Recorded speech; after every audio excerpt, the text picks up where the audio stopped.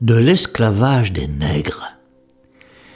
Si j'avais à soutenir le droit que nous avons eu de rendre les nègres esclaves, voici ce que je dirais. Les peuples d'Europe ayant exterminé ceux de l'Amérique, ils ont dû mettre en esclavage ceux de l'Afrique pour s'en servir à défricher tant de terre. Le sucre serait trop cher si l'on ne faisait travailler la plante qui le produit par des esclaves.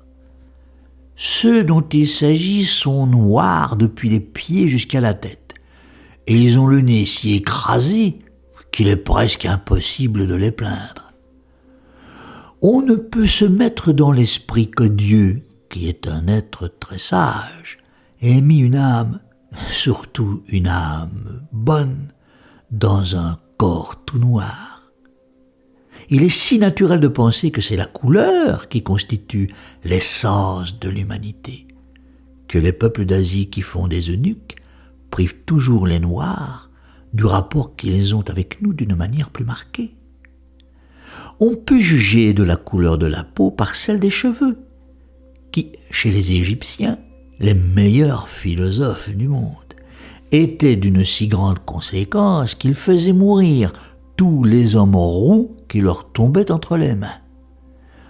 Une preuve que les nègres n'ont pas le sens commun, c'est qu'ils font plus de cas d'un collier de verre que de l'or, qui, chez des nations policées, est d'une si grande conséquence.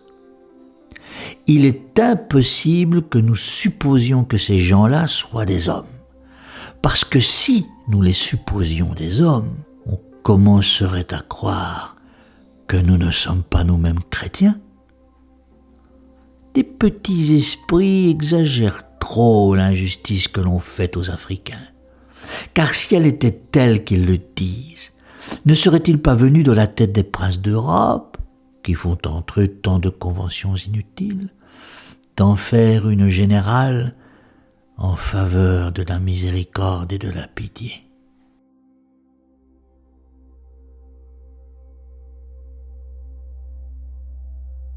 Le texte est extrait du livre 15 de l'ouvrage de l'Esprit des lois que fit publier Montesquieu, philosophe et magistrat de son temps, en 1748.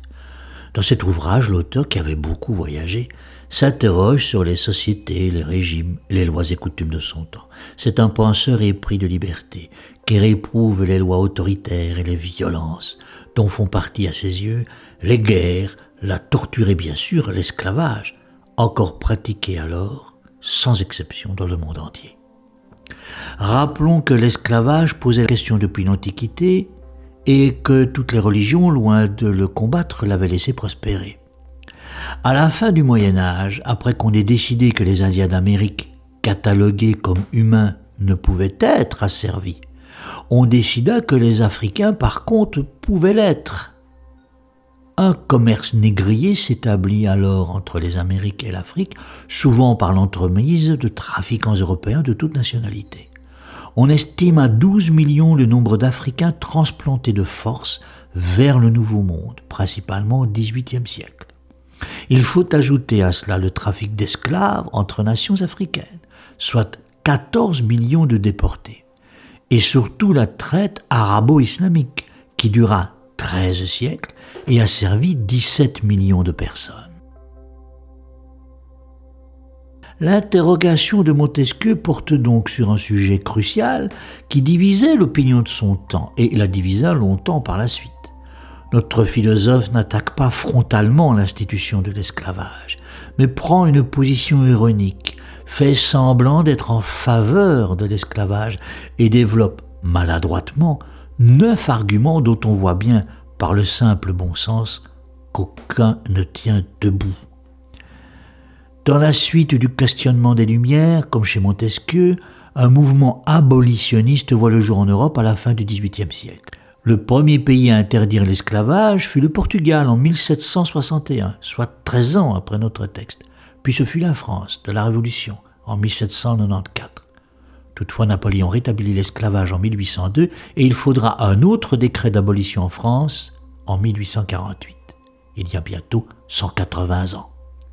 L'Angleterre interdit le trafic négrier en 1807 et toute forme d'esclavage sur ses territoires en 1833. Ainsi donc en Inde. Les Russes interdisent la pratique du servage, fort proche de l'esclavage, en 1861. Aux États-Unis, il faudra une guerre civile achevée en 1865 pour interdire l'esclavage sur tout le territoire national. Ailleurs, il faudra plus de temps encore. 1880 en Espagne, 1909 en Chine. Dans le monde musulman, certains pays abolissent l'esclavage au début du XXe siècle, comme le Maroc en 1922. Mais certains beaucoup plus tard, l'Arabie saoudite en 1962 ou le Pakistan en 1992. Le dernier pays à avoir aboli l'esclavage est le Niger en 2003. On le voit bien, l'esclavage était une pratique mondiale, son abolition se fit lentement et pas partout en même temps. L'esclavage n'est pas actuellement un sujet clos. Il revient sournoisement à travers l'actualité des guerres et des persécutions dans le monde. Aussi, avec les étudiants, il est intéressant d'établir quel argument ironique de Montesquieu les révolte le plus et comment le démolir. Il est moins facile enfin de les amener à définir l'ironie et d'évaluer si le procédé de Montesquieu leur a en définitive semblé efficace.